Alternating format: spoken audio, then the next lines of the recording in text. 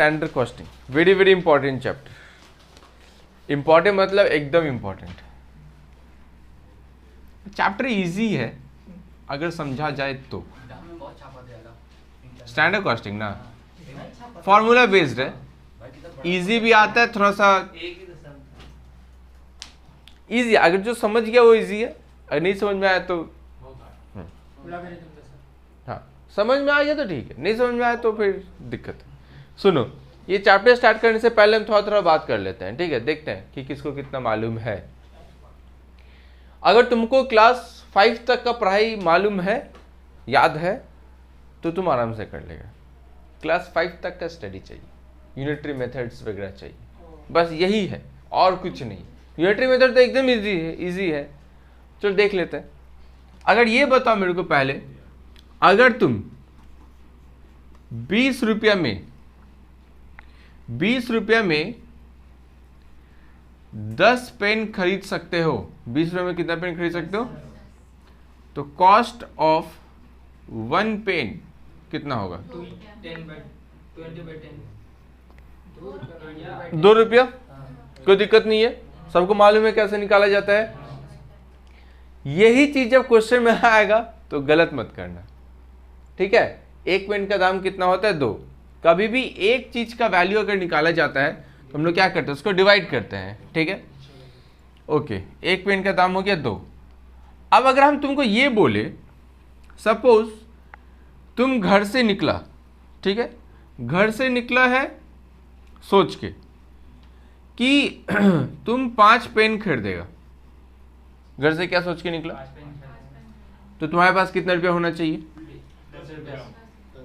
10 रुपये में 5 पेन मिल जाएगा।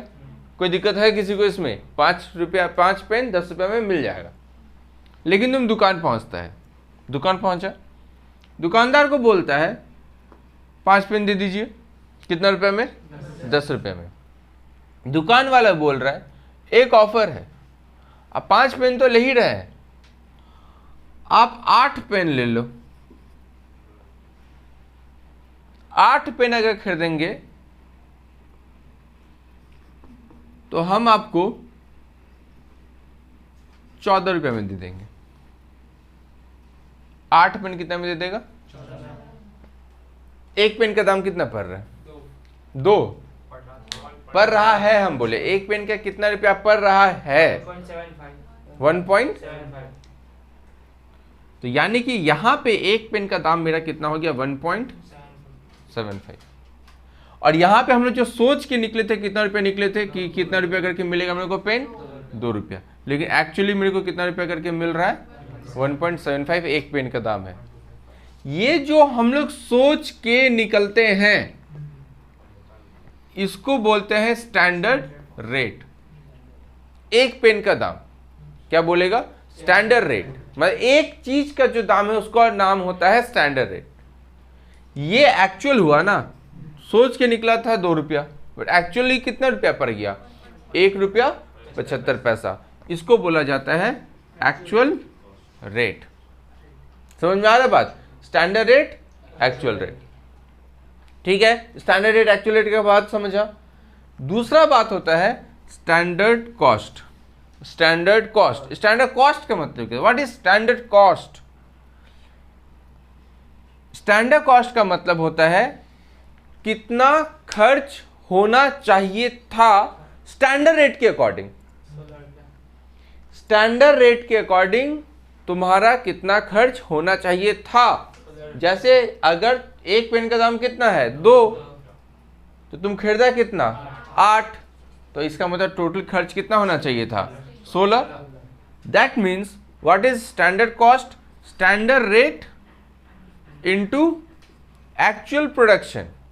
कितना खर्च होना चाहिए था। देखना धीरे धीरे हम फॉर्मूला याद नहीं, फॉर्मूला कॉन्सेप्ट है तो तुम फॉर्मूला बना लेगा। स्टैंडर्ड कॉस्ट क्या है? वो स्टैंडर्ड कॉस्ट मतलब होता है कितना खर्च होना चाहिए था। तो स्टैंडर्ड रेट जितना सोच के निकले थे इनटू एक्चुअली तुम जितना खरीदा है। तुम जो सोच के निकलता है वो तो हो जाएगा, ऐसा जरूरी थोड़ी ना है। कोई कंपनी में मान लो प्रोडक्शन मैनेजर को बोला गया कि तुमको इस महीना 1000 यूनिट बनाना है, 1000 पेन बनाना है।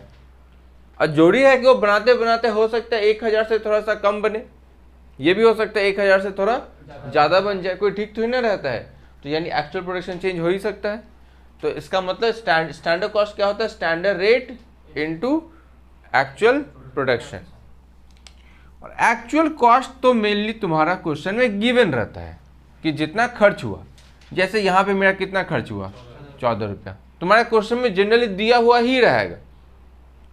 अगर नहीं भी दिया रहता है तो ऐसा भी तो हो सकता है कि एक्चुअल रेट दे दे, बोलेगा कि एक्चुअली में जो हम लोग पेमेंट किए हैं वो एक पेन का कितना रुपया दाम है 1.75, और हम लोग खरीदे कितना है, हो सकता है ये 14 रुपये ना दे। अरे यार नहीं देगा तो निकाल नहीं लेंगे क्या, एक पेन का 1.75 है, 8 पेन खरीदे हैं तो एक्चुअल कितना होगा, इंटू कर देगा। यानी एक्चुअल कॉस्ट का क्या हो जाएगा, actual rate into actual production. ये है स्टैंडर्ड कॉस्ट, मतलब वो खर्च जो होना चाहिए था स्टैंडर्ड रेट के अकॉर्डिंग। एक्चुअल कॉस्ट मतलब वर्ड में ही क्या लिखा हुआ है, एक्चुअल। एक्चुअल मतलब ही क्या है, जितना तुम्हारा खर्च हुआ है। तो अगर यानी कि स्टैंडर्ड रेट, स्टैंडर्ड कॉस्ट में से एक्चुअल कॉस्ट अगर माइनस कर देंगे तो ये जो डिफरेंस निकलेगा, मतलब देखो यहाँ पे अगर हिसाब से मेरा स्टैंडर्ड कॉस्ट कितना होना चाहिए था 16 रुपया, लेकिन एक्चुअल कॉस्ट कितना हुआ है 14, तो यहाँ डिफरेंस कितना हुआ, लेकिन 2 रुपया फायदा हुआ या नुकसान हुआ, फायदा। तो फायदा होगा तो इसको बोला जाता है फेवरेबल, एफ फेवरेबल। उल्टा भी हो सकता है, तुम दुकान गया, दुकान जाके बोला 5 पेन दीजिए तो 10 रुपया लीजिए, 5 पेन दीजिए, बोला कि जमाना गया, ठीक है जाओ, 2 रुपया में कुछ नहीं मिलता है आजकल, 2 रुपया में पेन मिलता है, लिखो बेगो कितना का मिल रहा है आजकल 3 रुपया, 2 रुपया लेने आया, मुंह देखा नहीं 2 रुपया का पेन चाहिए, इसको डांट दिया। और तुमको तुम्हारे पास तुमको तो 5 पेन लेना है, मान लो 5 रुपया तुम अपने तरफ से लगा दिया, हो ही सकता है। यानी कि तुम पेन कितना खरीदा, दाम कितना हो गया, कितना रुपया हो गया खर्च, लेकिन 5 ही पेन खरीदा। दैट मीन्स तुम सोच के कितना गया था, खरीदा भी कितना, डिफरेंस नहीं है ना। स्टैंडर्ड प्रोडक्शन यूनिट का और एक्चुअल प्रोडक्शन यूनिट का डिफरेंस नहीं है, डिफरेंस नहीं है, इसलिए हमको ये वाला कैलकुलेशंस नहीं करना पड़ रहा है कि कितना खर्च होना चाहिए था। यहाँ पे 5 पेन सोच के गया था, खरीदा कितना था, इसलिए हमको ये 16 निकालना पड़ा, क्योंकि यूनिट चेंज हो जा रहा है। समझ आ रहा है बात। लेकिन अगर यूनिट चेंज ना हो, जैसे यहाँ पे क्या है 5 पेन का बात था, बनाया भी कितना या फिर खरीदा भी कितना 5, तो यूनिट का तो चेंज नहीं हो रहा है, लेकिन कॉस्ट चेंज हो रहा है कि कॉस्ट कितना है 15 रुपया। बात समझ में आ रहा है। ये कितना सोच के गया था 10, यानी एक्चुअल प्रोडक्शन एक्चुअल कॉस्ट कितना हो गया 15, स्टैंडर्ड कॉस्ट कितना था 10, 5 रुपया नेगेटिव, 5 रुपया लॉस हो रहा है ना, तो लॉस हो रहा है तो इसका मतलब क्या हो जाएगा, ये एडवर्स। बात समझ में आए। तो यानी कि एफ का मतलब हम अभी तुमको समझा दिया और ए का मतलब समझा दिया, और बात क्या समझा दी कि निकाला क्या जाता है। एक्चुअली स्टैंडर्ड कॉस्ट होता क्या है, स्टैंडर्ड कॉस्ट मतलब ही ये है कंपेयर करना। What is the meaning of standard cost, compare, कि कितना खर्च होना चाहिए था और कितना खर्च हुआ है और क्यों हुआ है, ये डिफरेंस को ही हम लोग क्या बोलते हैं, स्टैंडर्ड कॉस्ट बोलते हैं। ठीक है, तो ये होता है स्टैंडर्ड कॉस्ट। अब अगर हम एक एग्जाम्पल, ठीक है, मतलब एग्जाम्पल भी नहीं, पहले तो हम तुमको ये बताते हैं कि एग्जाम में क्या क्या है और तुमको पढ़ना क्या क्या है, वो ज़्यादा इंपॉर्टेंट तुम लोग के लिए, उसमें तुम लोग को ज़्यादा इंटरेस्ट आएगा। देखो स्टैंडर्ड कॉस्ट में 2 चीज़ तुम्हें सीखना है, एक होता है मटेरियल। अब एक कंपनी को लेके सोचो, एक फैक्ट्री को लेके सोचो, एक फैक्ट्री कुछ भी बनाएगा, उसके लिए उसको क्या चाहिए, मटेरियल चाहिए। मान लो पेन ही बनाते हैं, ये वाला पेन, तो मेरे को क्या चाहिए, प्लास्टिक चाहिए, इंक वगैरह वगैरह ये सब चाहिए, सब कुछ क्या है, मटेरियल है, तो मटेरियल चाहिए।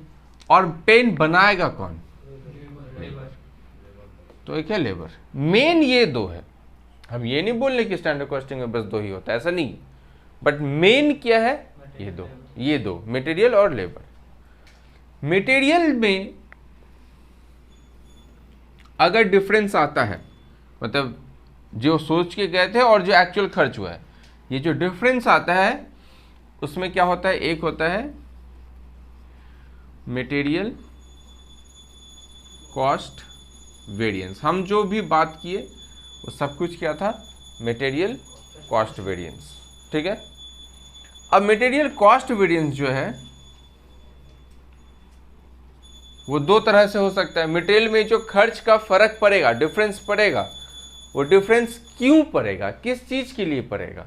या तो मटेरियल का दाम बढ़ गया होगा, यानी कि दाम बढ़ गया होगा मतलब क्या बोलेंगे उसको, मटेरियल रेट वेरिएंस। ठीक है, रेट के अकॉर्डिंग चेंज होने लगा। और एक तो क्या हो सकता है, यूसेज। मेरा जो यूसेज था, मेरा हम लोग सोचे थे कि एक पेन को बनाने के लिए प्लास्टिक या फिर कोई भी केजी ऑफ मटेरियल यूज किया जाएगा, मतलब एक केजी में कितना पेन बन जाएगा, ऐसा कुछ हम लोग सोच के रखे थे। लेकिन वैसा कुछ हुआ नहीं, चेंज हो गया रेशियो, या फिर कुछ ज़्यादा वेस्ट हो गया। जो भी यूसेज है, जिस हिसाब से यूज़ किया जाएगा उसको क्या बोला जाएगा, मटेरियल यूसेज वेरिएंस। बात समझ में आया। बुक है, बुक तो है, निकालो बुक।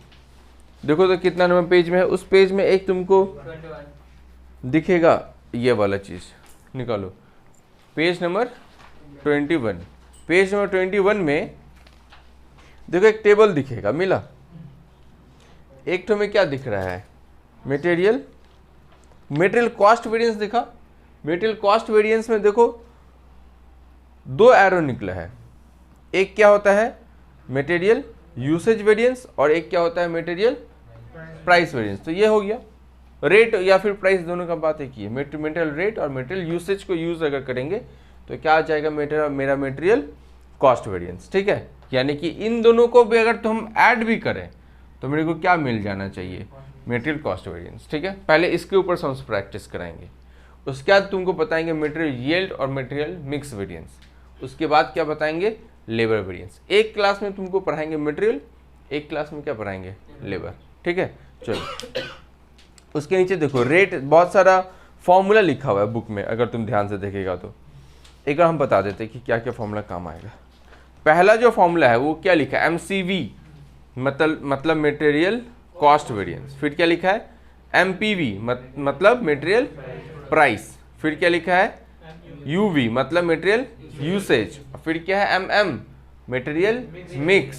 फिर क्या लिखा है, MY मतलब मटेरियल यील्ड वेरिएंस। बस इतना ही चाहिए, उसके नीचे जो फॉर्मूला लिखा है वो नहीं चाहिए।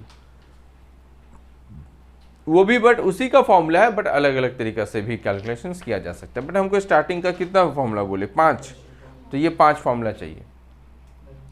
मिला सबको, चलो एक बार फॉर्मूला देख लो फटाफट।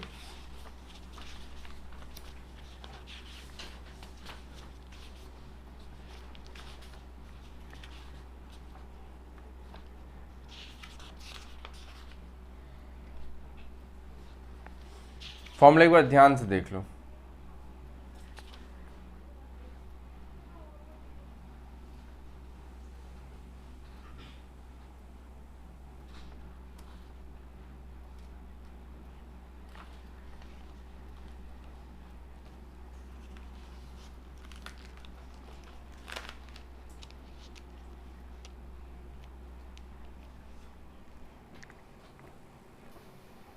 पेज नंबर 43 में चल जाओ।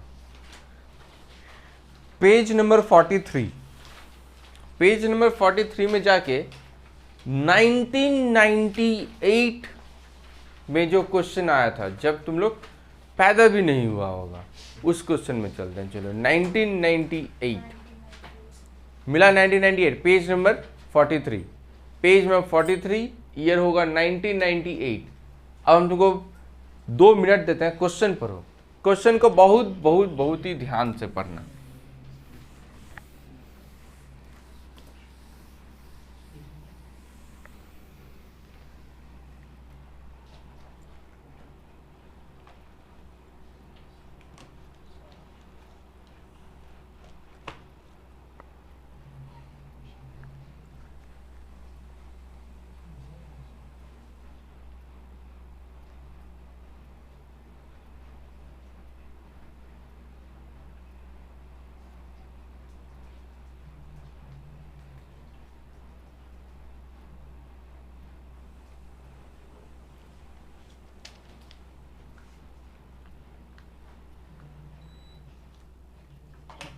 पढ़ क्वेश्चन, देखो क्या बोले थे, standard raw material cost of producing 300 units, point to be noted.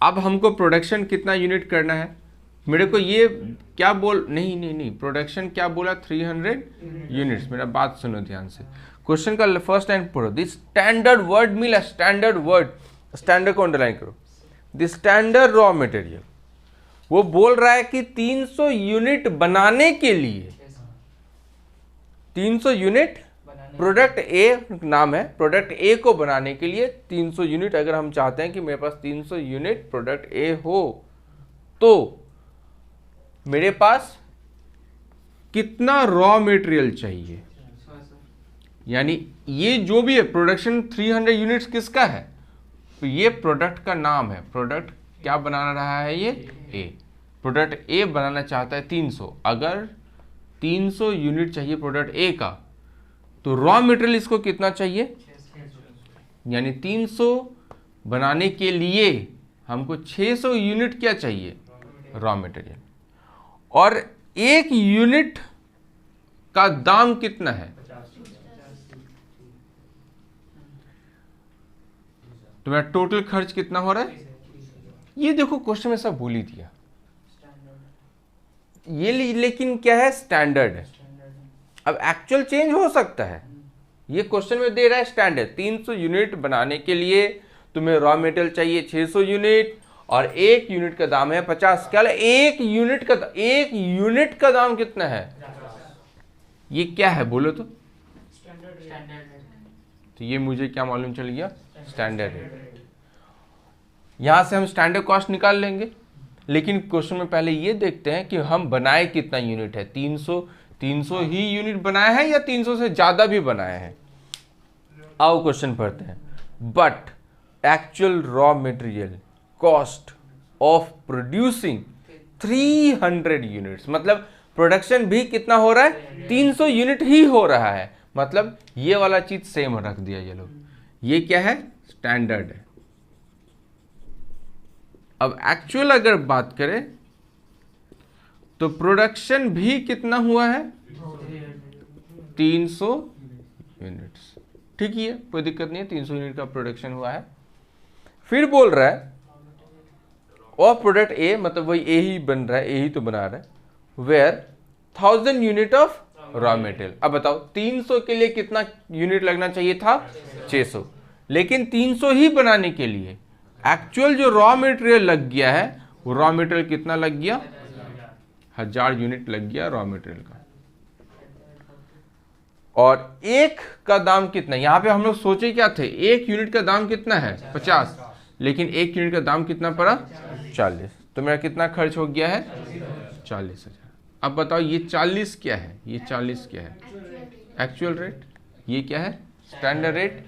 अब देखो ये जो है इसको बोला जाता है स्टैंडर्ड क्वांटिटी, जितना लगना चाहिए था, स्टैंडर्ड क्वांटिटी, ये क्या लग गया, गुड, ठीक है। इन दोनों को इनटू करके ही तो क्या निकलेगा, स्टैंडर्ड कॉस्ट, इन दोनों को इनटू करके ही तो क्या निकलेगा। अब जो लोग फॉर्मूला पढ़ते हैं ऐसा होता है, standard quantity into standard rate equal to standard cost, actual quantity into actual rate equal to actual cost. अरे तो कौन सा नया बात है, फॉर्मूला थोड़ी ना है, तुम लोग क्लास 2-3 में ही पढ़ लिया था, एक पेन का दाम 5 रुपया है तो 3 पेन का दाम 15 रुपया होगा, पढ़ा नहीं है क्या, वही तो हो रहा है। एक यूनिट का दाम 50 रुपया है तो 600 यूनिट का दाम कितना होगा, 30 है। एक यूनिट का दाम 40 रुपया है तो 1000 यूनिट का दाम कितना होगा, वही तो हो रहा है, और कुछ नहीं हो रहा है, समझा। तो अब देखो, आओ जाओ फॉर्मूला नंबर 1 पे चलो। पहला फॉर्मूला में जाओ, गया पवन, इसको उठा देना ना, ये तो उधर ही रख दे साइड में, इधर खड़ा कर, और एक होगा ओ ऊपर में अटक गया, छोड़।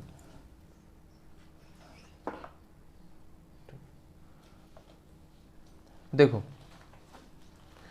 मटेरियल कॉस्ट वेरिएंस मिला सबको, पहला फॉर्मूला देखो क्या है, standard material cost for actual production minus actual material cost. अब फॉर्मूला याद करना है तो कर लेना, क्या है, लेकिन हम तो बोलेंगे कोई फॉर्मूला चाहिए भी नहीं। दिमाग में ये रखना है कि जितना खर्च होना चाहिए था माइनस जितना खर्च हुआ है, बात खत्म। चलो, material cost variance equal to क्या होगा, स्टैंडर्ड कॉस्ट कितना खर्च होना चाहिए था, ये तो क्वेश्चन करके ही दे दिया है 30,000। मटेरियल कॉस्ट वेरिएंस कितना खर्च होना चाहिए था 30,000 माइनस कितना खर्च हुआ है, एक्चुअल कॉस्ट 40,000। तो माइनस में आएगा या प्लस में आएगा, कितना 10,000। क्या लिखेगा इसको, एडवर्स। ठीक है, अब तुम लोग कॉपी में कैसे लिखेगा, पहले तो ये जो हम लिखे वो तुम पूरा लिखेगा। ठीक है, पूरा लिखने के बाद ये तो दिया हुआ ऐसे ही लिख लेना, लेकिन ये जब कैलकुलेशंस करेगा ये मटेरियल कॉस्ट वेरिएंस, तो डायरेक्ट मत करना। ठीक है, डायरेक्ट मत करना। कैसे लिखेगा, हाँ, material cost variance equal to कैसे निकालेगा, standard quantity into standard rate. क्या आ गया, स्टैंडर्ड कॉस्ट आ गया, minus actual quantity into actual, तो ये कितना 30,000 आएगा, ये कितना आएगा, तो कितना आ जाएगा 10,000। बात समझ में आया। चलो यहां तक पहुंचे, उसके बाद आगे बढ़ते हैं, पूरा लिखेगा। ठीक है, पूरा लिखो, उसके बाद आगे बढ़ते हैं। अब देखो ये तो तुम क्या निकाला, मटेरियल कॉस्ट वेरिएंस। अब मेरे को क्या चाहिए, देखो तो दूसरा क्या है, मटेरियल प्राइस वेरिएंस। पहले तो फटाफट तुम मटेरियल प्राइस वेरिएंस का फॉर्मूला लिखो। पहले मटेरियल प्राइस वेरिएंस का जो फॉर्मूला है वो फॉर्मूला लिखो। वैसे फॉर्मूला का जरूरत भी नहीं है, प्राइस मतलब ही क्या हो रहा है, रेट, कि कितना का था कितना का है। अच्छा, हम इसको मिटा रहे हैं, ठीक है, इसी को मिटाते हैं, ये तो इन्फॉर्मेशन चाहिए होगा। मटेरियल प्राइस वेरिएंस लिखो, मटेरियल प्राइस वेरिएंस। अगर फॉर्मूला के अकॉर्डिंग चले तो क्या, स्टैंडर्ड रेट एक्चुअल रेट और इनटू किसके साथ क्या हो रहा है। अब थोड़ा सा सोचो, स्टैंडर्ड रेट मतलब प्राइस वेरिएंस मतलब क्या हो जा रहा है, रेट का वेरिएंस, जो कि कितना करके मिलना चाहिए था और कितना मिला है। ये देखो तो स्टैंडर्ड रेट तुम कितना रुपया करके सोच के गया था, कितना सोच के गया था 50, कितना रुपया करके मिला है 40। जब समझा रहे तो समझो, तुम लिखने पे ध्यान मत दो, समझो। मटेरियल प्राइस वेरिएंस क्या है, स्टैंडर्ड रेट मतलब कितना करके मिलना चाहिए था, कितना करके मिलना चाहिए था 50, कितना करके मिला है 40, फायदा है। इनटू एक्चुअल, एक्चुअली तुम जो खरीदा होगा उसी के लिए ना पेमेंट किया होगा, सीधा बात है। जो सोच के गया था उससे थोड़ी ना होता है, जितना खरीदे होंगे उसके हिसाब से तो पेमेंट हुआ होगा। तो एक्चुअल क्वांटिटी के साथ क्या होगा, वो इनटू होगा। ठीक है, तो स्टैंडर्ड रेट पता, स्टैंडर्ड रेट मेरा कितना था 50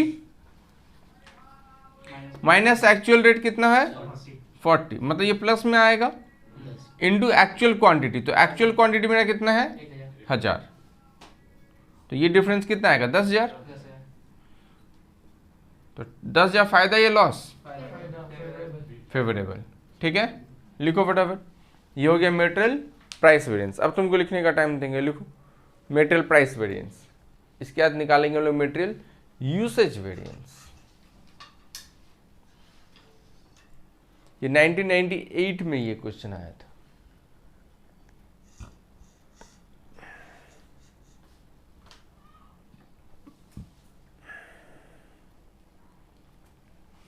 $10,000 फेवरेबल लिखा। अच्छा, ये 10,000 फेवरेबल क्या, अब क्या निकालें, मटेरियल यूसेज। तो मटेरियल यूसेज वेरिएंस मतलब यूसेज का अगर फॉर्मूला देखेगा, ये देखो यूसेज का फॉर्मूला क्या है, standard consumption, material usage variance. Standard consumption मतलब हो गया स्टैंडर्ड क्वांटिटी, लेकिन फॉर एक्चुअल प्रोडक्शन। ठीक है, फॉर एक्चुअल प्रोडक्शन मतलब कितना केजी लगना चाहिए था या फिर कितना यूनिट लगना चाहिए था। यहाँ पे मेरा दोनों अलग नहीं हो रहा है, क्यों नहीं हो रहा है, मतलब लगना चाहिए था मतलब ये हो गया लगना चाहिए था, और ये है लगा है एक्चुअल क्वांटिटी। तो क्या है, standard quantity minus actual quantity, लेकिन इनटू क्या होगा स्टैंडर्ड रेट होना चाहिए। स्टैंडर्ड रेट, क्यों स्टैंडर्ड रेट?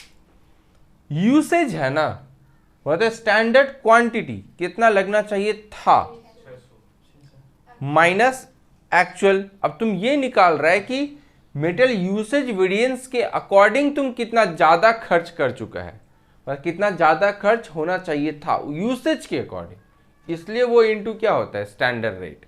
अगर तुम स्टैंडर्ड क्वांटिटी है तो स्टैंडर्ड क्वांटिटी कितना है 600, एक्चुअल क्वांटिटी कितना है 1000, स्टैंडर्ड रेट बोलो, स्टैंडर्ड रेट कितना था 50, कितना आएगा 400, 400 इंटू 50 20,000, लेकिन 20,000 क्या आएगा। अब अगर तुम ध्यान से देखेगा तो ये 20,000 एडवर्स है, इससे पहला का आंसर कितना आया था बोलो तो, मतलब मिडिल प्राइस वेरिएंस का 10,000 फेवरेबल था उसका आंसर, 10,000 फेवरेबल। तो अगर ये दोनों एडजस्ट हो, ये 20,000 नेगेटिव है, ये 10,000 पॉजिटिव है, तो अगर एडजस्ट होगा तो कितना आएगा, ए आना चाहिए, एडवर्स आना चाहिए। अब जो तुम मटेरियल कॉस्ट वेरिएंस निकाला था, सबसे पहला वाला मटेरियल कॉस्ट वेरिएंस, उसका आंसर देखो तो कितना है 10,000। मतलब क्या हो रहा है, मटेरियल प्राइस वेरिएंस और मटेरियल यूसेज वेरिएंस को अगर ऐड किया जाए तो जो आंसर होगा वो तुम्हारा क्या होगा, मटेरियल कॉस्ट वेरिएंस। ऐसे तुम चेक कर सकते हैं स्टैंडर्ड कॉस्टिंग में। अगर ये चीज प्रूफ हो गया तो तुम 100% श्योर हो सकता है कि हाँ भाई मेरा क्वेश्चन सही है, अब मुझे 10 में से 10 लेने से कोई रोक नहीं सकता। तो ऐसे तुम चेक भी कर सकता है, ठीक है। ये हम तुमको चेक करने का तरीका भी दिखा दिए, भैया एक बार लिख देते तो अच्छा था, ठीक है। ये देखो मटेरियल प्राइस वेरिएंस का answer plus material usage variance का आंसर को ऐड करने से किसका आंसर आना चाहिए, मटेरियल कॉस्ट वेरिएंस का, ठीक है।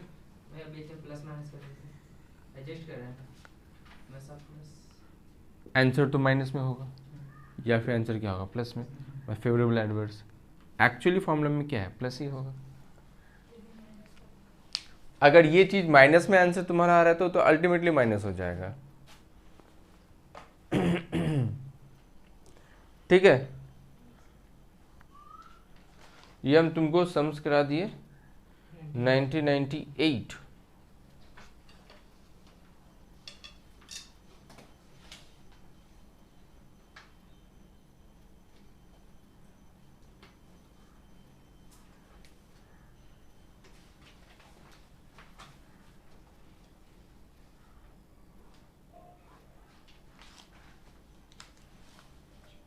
लिख लो फटाफट।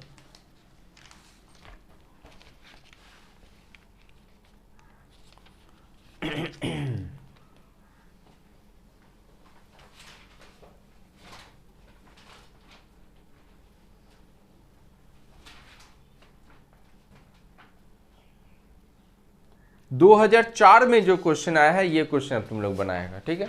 और हम तुमको 5 मिनट अलाउ करेंगे 2004 का क्वेश्चन बनाने के लिए। पेज नंबर 44 है, पेज नंबर 44 2004 में जो क्वेश्चन आया था वो क्वेश्चन बनाओगे।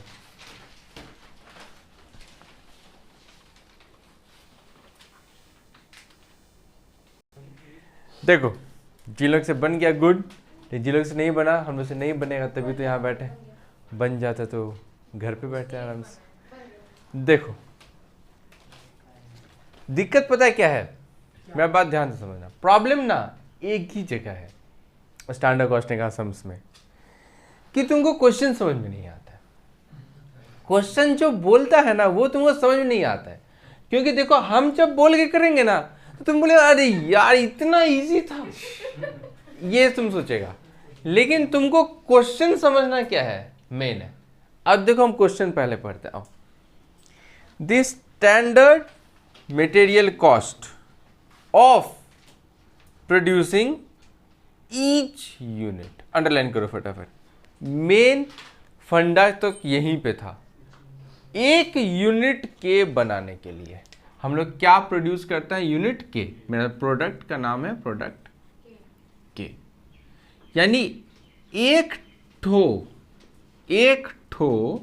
प्रोडक्ट के को बनाने के लिए, एक ठो प्रोडक्ट के को बनाने के लिए। अच्छा कितना केजी मेरे को मटेरियल चाहिए, 4.8 kg मेटल चाहिए एक ठो केब बनाने के लिए, और 1 kg का दाम कितना है?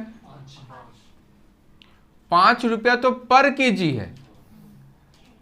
समझो बात, यह है प्रोडक्ट के, मुझे ये एक ठो बनाना है, ये एक ठो मुझे बनाना है। ये एक ठो बनाने के लिए मुझे 4.8 केजी क्या चाहिए? मटेरियल। और 1 केजी का दाम कितना है? 5 रुपया। अगर 1 केजी का दाम 5 रुपया है, लो यूनिटी मेथड आ गया, 1 केजी का दाम कितना है? 5। तो कितना केजी खरीदना है? 4.8 इंटू करके कितना आएगा? अब देखो इस बात को हम कैसे बोल रहे हैं। अगर मुझे एक ठो के बनाना है, एक ठो के बनाना है, तो मुझे मटेरियल के ऊपर 24 रुपया खर्च करना पड़ेगा। जिस 24, ये 24 रुपया आ कैसे रहा है? 1 केजी मटेरियल का दाम कितना है? 5, और 1 यूनिट को बनाने के लिए कितना चाहिए? 4.8 केजी। अब मेरा बात सुनेगा, ये 1 केजी का दाम है, तो इसका नाम क्या हो जाएगा? और ये केजी है, क्वांटिटी में बात कर रहा है, तो ये क्या हो जाएगा? ठीक है, लेकिन किसके लिए स्टैंडर्ड है? एक यूनिट बनाने के लिए। लेकिन हम लोग क्या 1 यूनिट बना रहे हैं? नहीं। हाँ, कितना बना रहे हैं?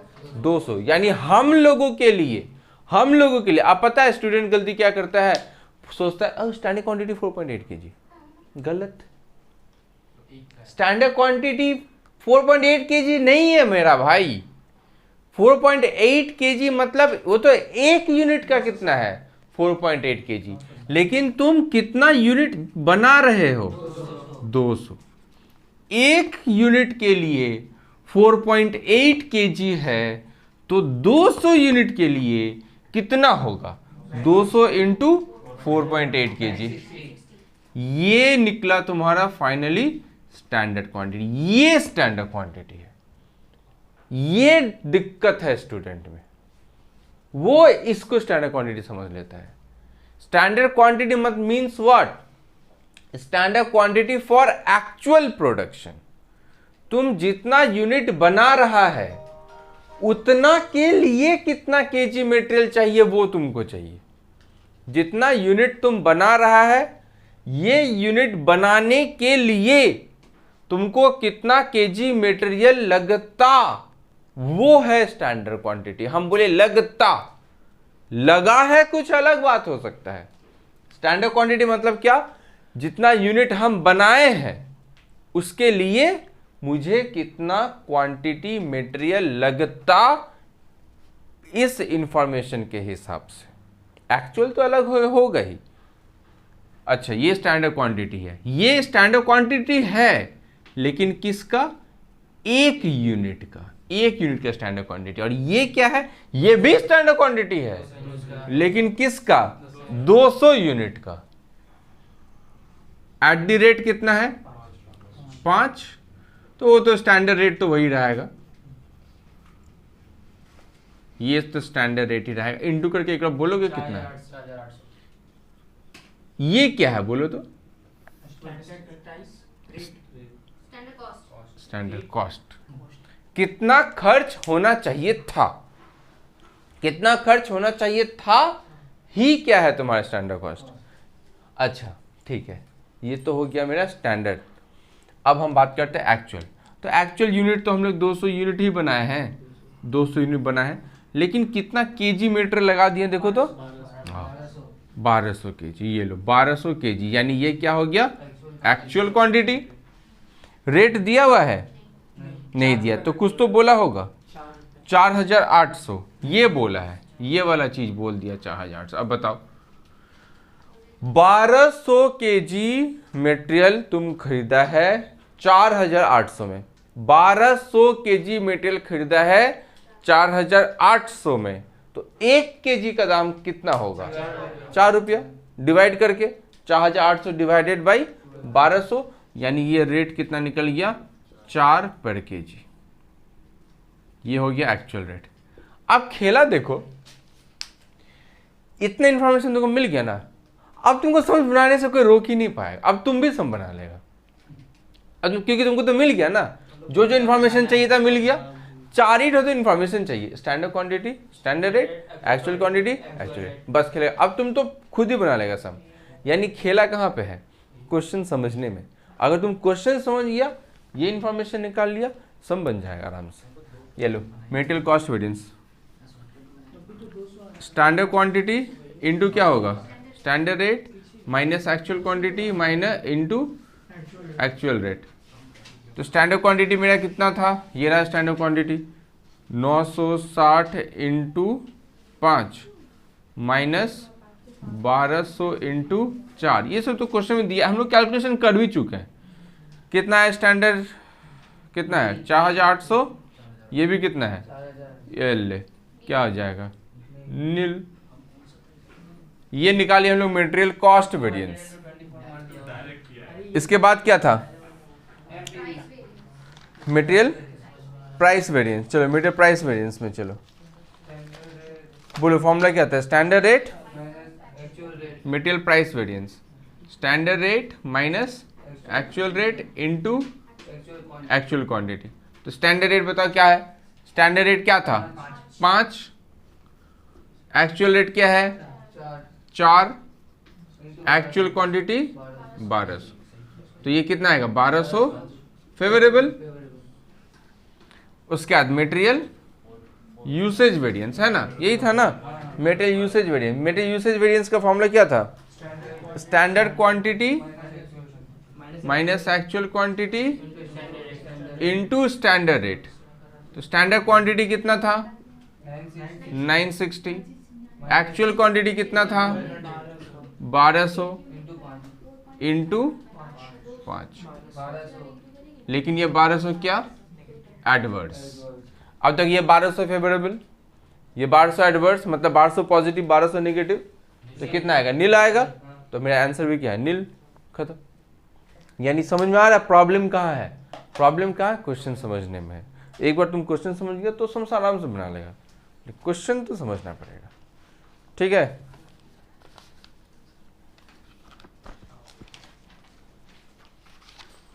ये हम कौन सा ईयर का सम बना दिए? 2004।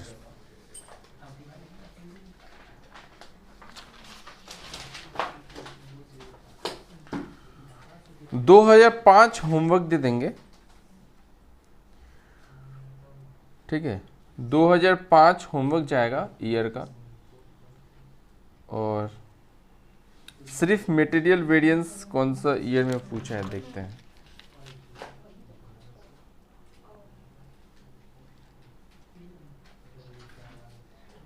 दो 2008, अच्छा उसमें रहने दो, उसमें मिक्स भी है, मिक्स हम कर देंगे, ठीक है, कोई बात। ठीक है, बस तो एक ही क्वेश्चन 2005 होमवर्क बना के आना, 2005, ठीक है।